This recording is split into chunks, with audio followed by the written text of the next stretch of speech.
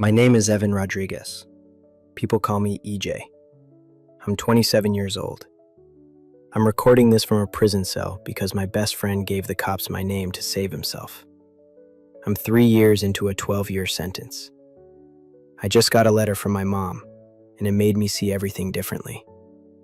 Let me tell you what happened. It started in 2022. I was 24, living in Fresno. I was working the agricultural packing line. It was brutal work. You stand there for 10, 12 hours, your hands moving, the heat from the valley just baking you. And the pay? It was nothing. My older sister, she got out. She moved away to get a better life. My dad was a ghost, long gone. It was just me and my mom in that old neighborhood near Roosevelt. I felt stuck. I felt like the walls of that life were closing in on me. I was desperate. You see, desperation is like a beacon. It calls out to the wrong people. And my friend, my brother since Roosevelt High, he saw I was struggling. I remember it was after a shift. The heat was still sitting on the city like a blanket. He pulled up in his car. The AC was broken, so it was 100 degrees inside. He had that familiar smile. He said he had a side hustle. "Just hold this for me, EJ," he said. He handed me a small package. Easy money. We look out for each other, right? That was the first yes, and I took it. I was naive. It felt like a lifeline, but the first real warning came from where I least wanted to hear it. A few weeks later, my mom found some cash I'd hidden. She didn't yell. She just looked at me, and she looked so tired. "Evan, what is this?" she asked. "This isn't from the plant." I lied to her, right to her face. I told her I got a promotion. She didn't believe me. I could see it. She just said, "Be careful, please." Her voice was so quiet, so full of fear. That was her no. And I chose to ignore it. I regret that. I regret it more than anything. Ignoring that no was the biggest mistake, because the yeses just got louder. It wasn't just holding packages anymore. It became making deliveries, meeting people. Every time I hesitated, he had the same answer. "This is how we get out, EJ. Trust me." And I did. I was making more money than I'd ever seen, but I was looking over my shoulder every second. The guilt of lying to my mom ate at me, but the money shut it up. I was anxious all the time. That anxiety was like a constant hum in my head. Then came the night it happened. He said it was a quick move, in and out. We pulled up to this spot, a quiet street. My heart was pounding in my ears. And then instantly, the whole world was blue and red. Police lights flooded the car. It was so fast. My stomach dropped. This wasn't bad luck. You know what? This was a setup. In that frozen second, I looked at my friend in the driver's seat, and I saw it. He didn't look scared. He didn't look surprised. In the rearview mirror, I saw his face. It was cold. It was calm calculation. He didn't even glance at me. He was already working it out. The person I'd known since I was a kid was just gone. I felt betrayed. Then he opened his mouth. He started talking before the cops even got to the window. His voice was steady, cooperative. "Officer, it's all his," he said. "The stuff in the back is Evan Rodriguez's. I was just giving him a ride." He said my full name, like he was reading from a script. In that moment, I understood everything. I wasn't his brother. I was his exit strategy. His final yes was giving me up. I was so angry. After that, everything was a blur. Processing, county jail, the crushing weight of what possession with intent really meant. I felt lower than I'd ever been. And then, in county, I got my first letter from my mom. I was scared to open it. I thought it would be anger, disappointment. It wasn't.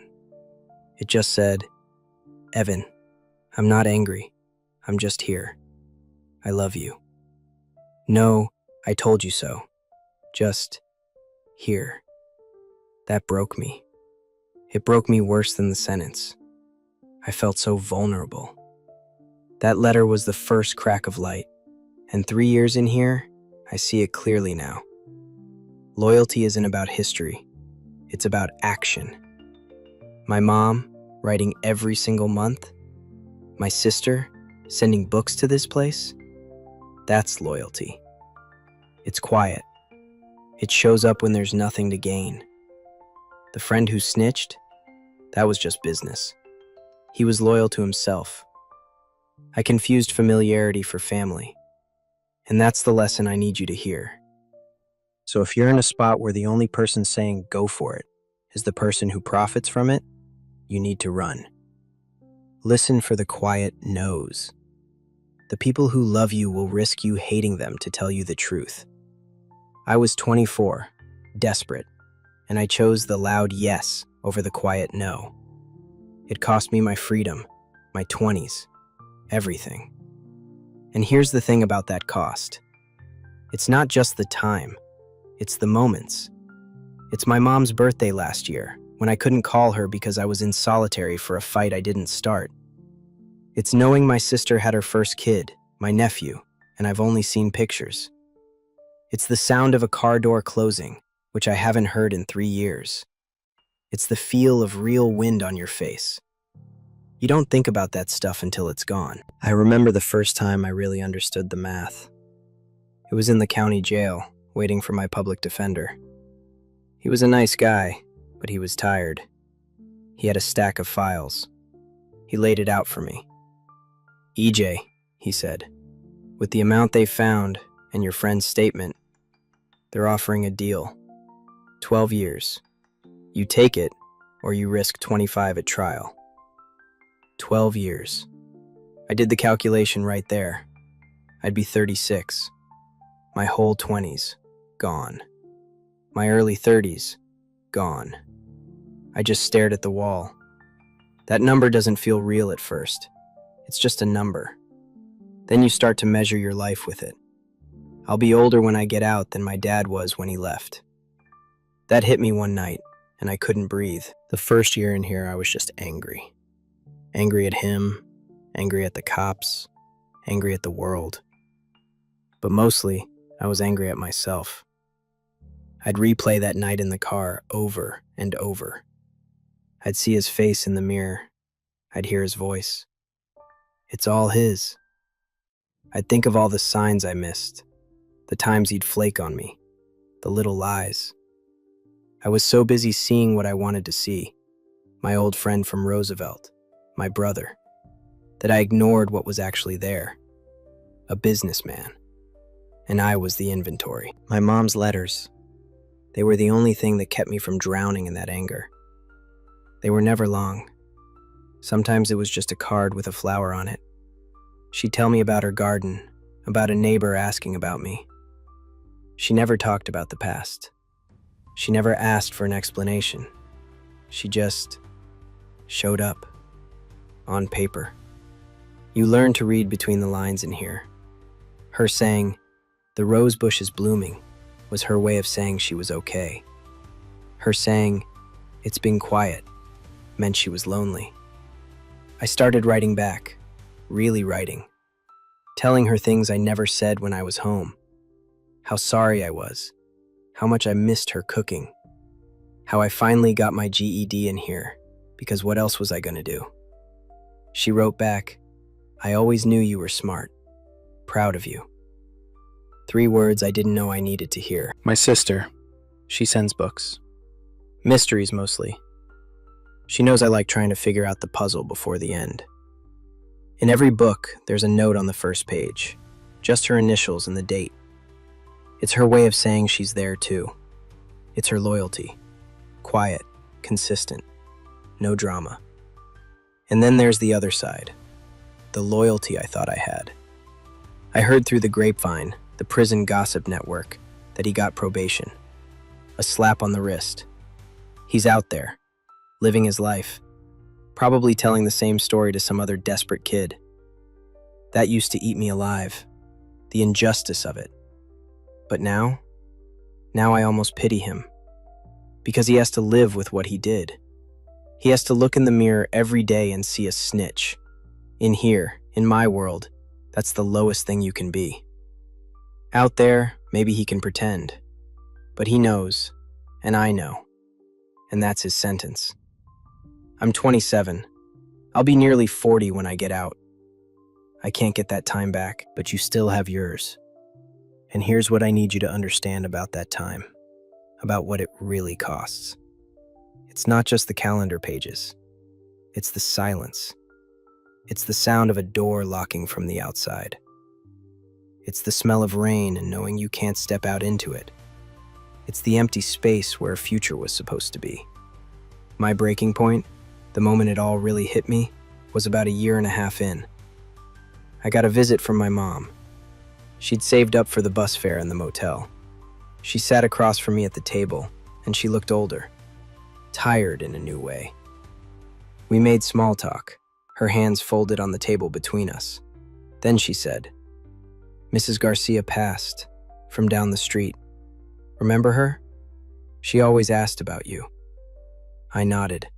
I did remember her. An old lady with a lemon tree. My mom went quiet for a second. Then she said, real soft, "She left me her recipe box, the one with the tamale recipe your dad loved." She paused and her eyes got this faraway look. "I was thinking, when you get out, I could teach you. You never learned." And that's when it broke me, right there in the visiting room. Not because it was sad, but because it was so kind. She wasn't talking about my release like some far-off dream. She was making a plan for it. A normal, quiet plan about cooking. In that moment, I saw the whole devastating picture. She was living her life, marking time, holding on to little things like a recipe box, just waiting for me to come home so we could have a normal Tuesday. And I had stolen those Tuesdays from her. I had taken her son away. I put my head down on the table. I didn't sob. I just shook. The god took a step forward, but my mom, she just reached out and put her hand over mine on the table. She didn't say a word. She just held on. And I cried for everything. For her loneliness. For the tamales my dad missed, and the ones I'd miss. For the sheer stupid waste of it all. I'd been so angry at my friend for snitching, and that anger was valid. But sitting there with my mom's hand on mine, I realized the person I was most angry at was myself. He showed me who he was a dozen times before that night. I just didn't want to see it. I chose the fantasy, the brotherhood, the fast money, the way out, over the quiet, hard truth my mom was offering. I traded her "please be careful" for his "trust me." After that visit, the anger left me. It just drained away, and what was left was this heavy, clear understanding. This grief. I'd wasted my one life, my one youth, on a lie. I'd given my loyalty to a ghost, to an idea of a friend that never really existed. And the people who actually deserved it, my mom, my sister, they got my lies and my absence. I started to see the other guys in here, the young ones coming in with that same fire in their eyes, that same story. My boy set me up, and I wanted to shake them. I wanted to say, "Yeah, but you took the package. You got in the car. You heard the warning and you called it hate." But you can't tell them. They have to get there on their own.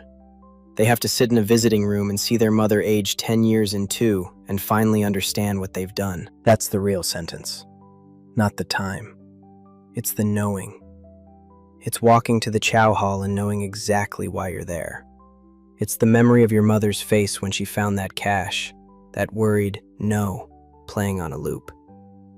The bars just keep you in one place so you can't run from that.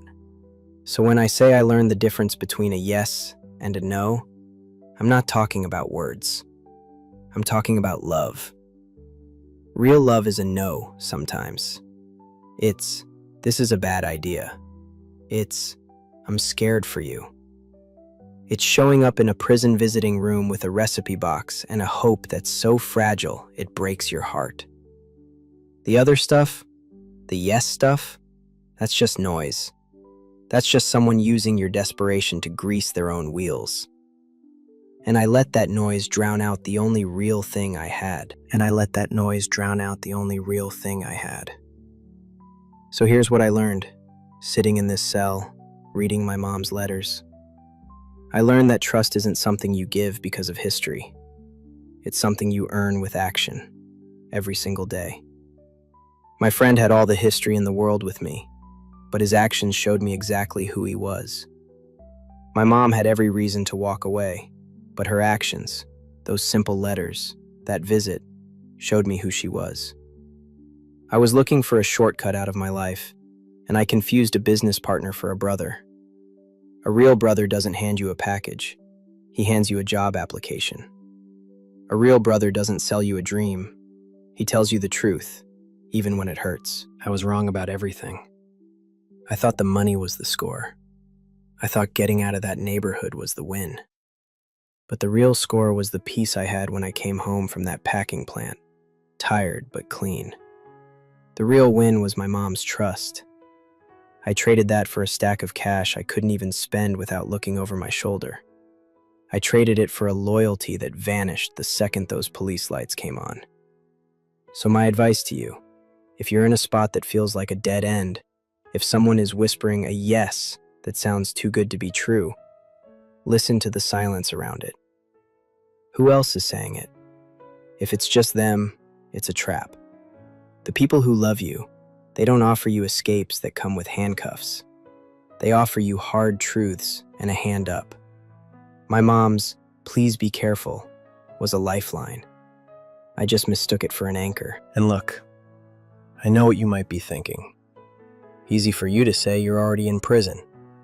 But that's exactly why you should listen. I'm on the other side of the worst decision of my life. I see the blueprint clearly now. The desperation, the friendly face, the easy solution, the quiet warning you ignore, the point of no return. I lived it. You don't have to. You still have time. You have the time I lost. You have tonight, where you can call your mom just to hear her voice. You have this weekend, where you can actually feel the sun on your skin without a fence blocking it. You have the chance to build something real, even if it's slow, even if it's hard. Don't throw that away for a fantasy sold to you by someone who sees you as a stepping stone. Your freedom isn't just about where your body is. It's about where your mind is. Right now, mine is in a cage of my own making. Yours doesn't have to be. This channel, it's full of stories like mine. People who learn things the hard way, so maybe you don't have to. If what I've said hit home for you, hit that subscribe button. Turn on notifications. Maybe my story can be a warning that sticks with you. Leave a comment down below. Tell me, who's the person in your life giving you the quiet no that you need to start listening to? Or maybe you've been the one giving the yes to someone else. Are you being a real friend, or are you being a businessman? If you got something from this, hit the like button. It lets me know this time I'm spending, this story I'm telling, it's reaching someone. Share it with that friend, that cousin, that kid in your neighborhood who might be standing at the same crossroads I was. You might not think they'll listen, but sometimes a story from a stranger in a cell can get through when a lecture from a loved one can't. And if you've got a story of your own, something you learned through pain, through loss, through a mistake that changed everything, there's a form in the description. Submit it. Your lesson could be the one that saves someone else's future. Let's turn these regrets into something useful. Before I go, I'll leave you with this. In here, I finally got my GED. The book that helped me the most wasn't a textbook. It was Man's Search for Meaning by Viktor Frankl. He wrote it about surviving a concentration camp, and he talks about how even in the most brutal circumstances, you can choose your attitude, you can find some purpose. In here, my purpose is this: to make sure my pain isn't wasted, to tell you that your life, your freedom, your choices, they matter. Don't trade them for a promise from a smiling face in a broken down car. Your name is worth more than that. Don't let someone else use it as a bargaining chip. My name is Evan E.J. Rodriguez. I'm 27, and I'm choosing right now to listen to the right voices. I hope you do too.